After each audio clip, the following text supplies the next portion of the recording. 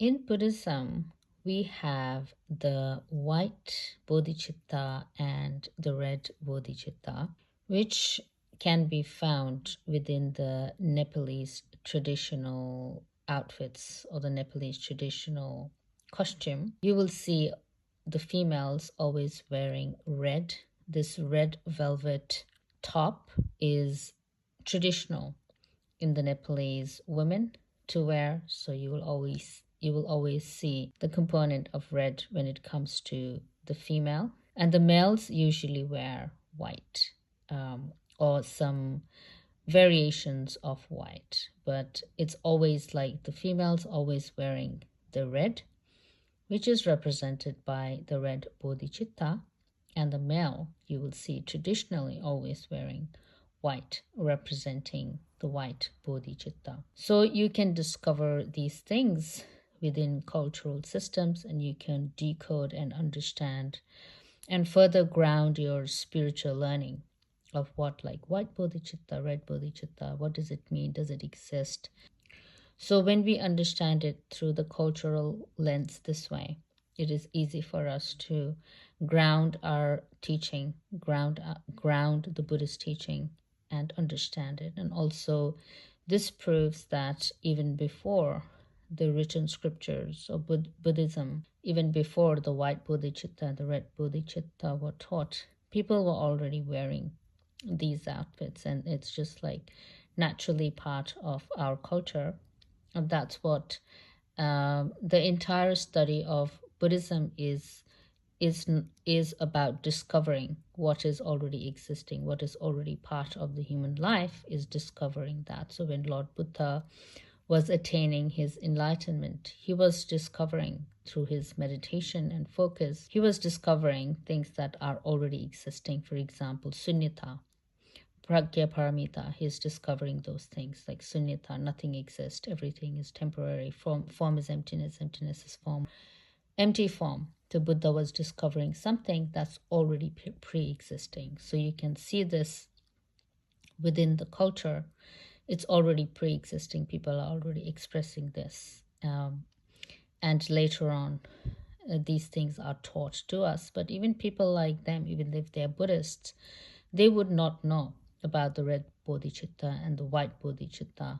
Like they would not know, even though they are Buddhists, because these are deep teachings. They would know the basic teachings, but they would not know these deeper teachings. But when we learn, we can recognize them and find them in our environment, that it's already pre-existing, which helps us ground our understanding of how we are so one with the Buddhist teaching, and it's part of our lives, and we wear it and we interact with it, we are one with it.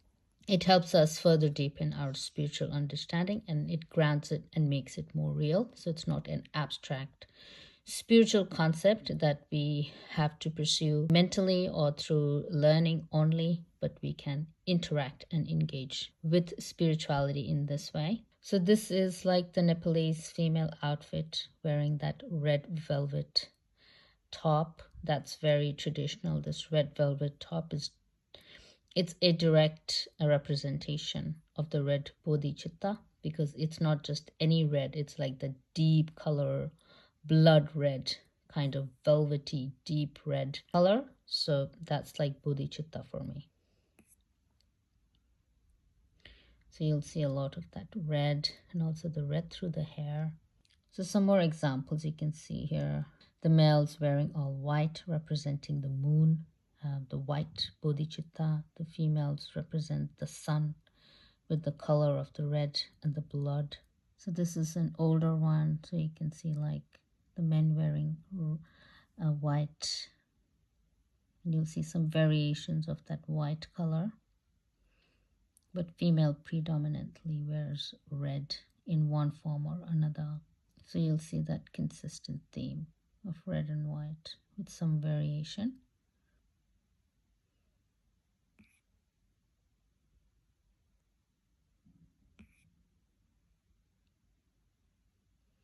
So it's part of the culture, and it's part of the system, and different cultures are carrying different codes, and we are living in that spiritual system without even knowing. And when we decode it, it's a lot of fun. So spiritually, the red bodhicitta is part of the right channel called the rasana for the female, and the white bodhicitta is the left channel, which is for the male, and it's usually in the left. And the white bodhicitta is related to the semen of the male, and the red bodhicitta is the menses or the period of the female. So the red bodhicitta is found in the navel or in the belly area, which is like where the period sits. And then you have the white bodhicitta of the male that's actually generated from the head, and it comes down into their organ, into their sexual organ.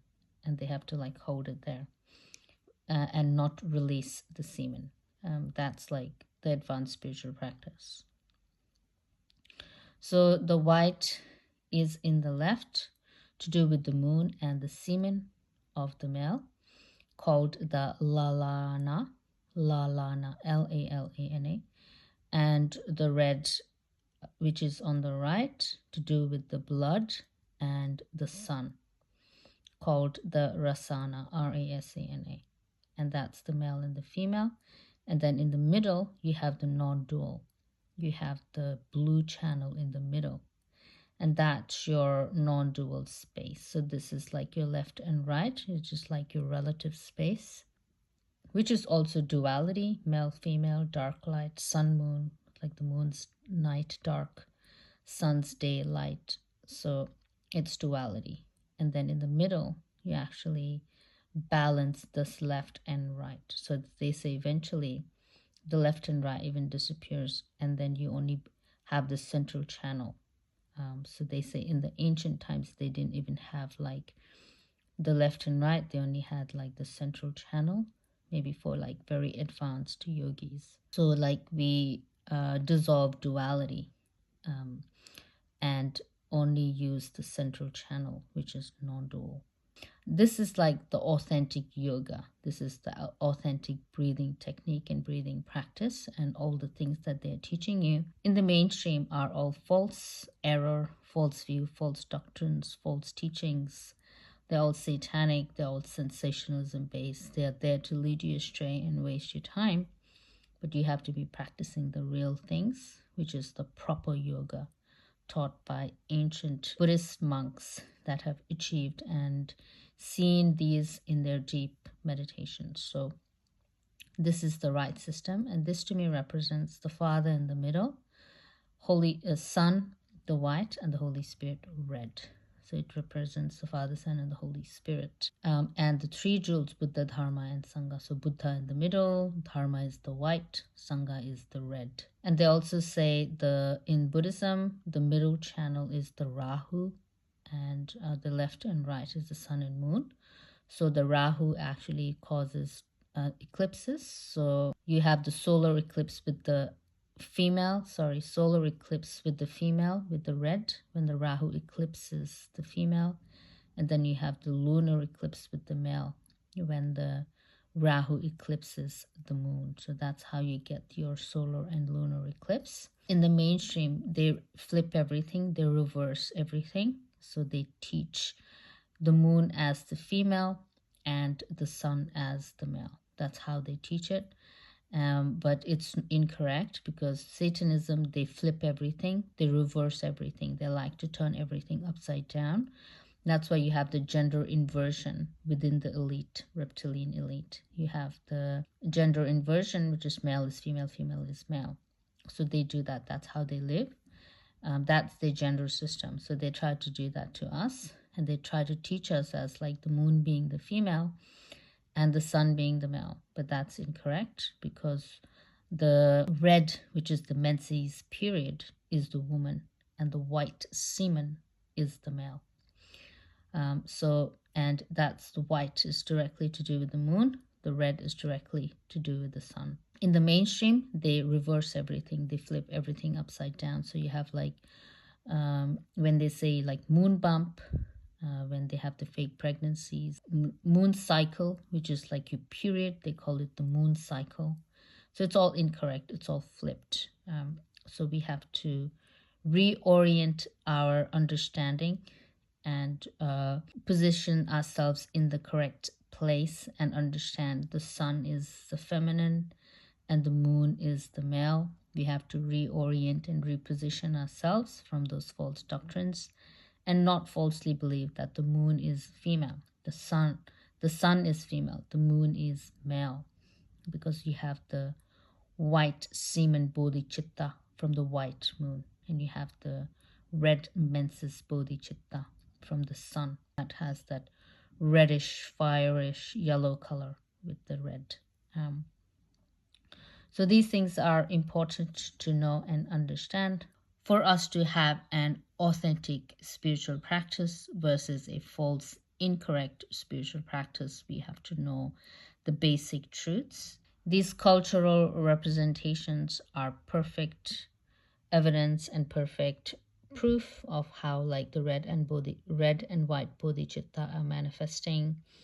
Though these people don't know, I didn't know. I was wearing these red outfits culturally, and I didn't know about the red bodhicitta, and now I'm able to decode it because it's so close to home for me. And I was like, it's easy for me to understand. So a lot of the cultures are very important, and they predate religion. They are pre-existing before religion because it's just part of who we are. And later on, these things are discovered and taught to us, and we have to connect the dots and understand it for ourselves and ground our spiritual practice. So everything is right in front of you. We cannot make it up.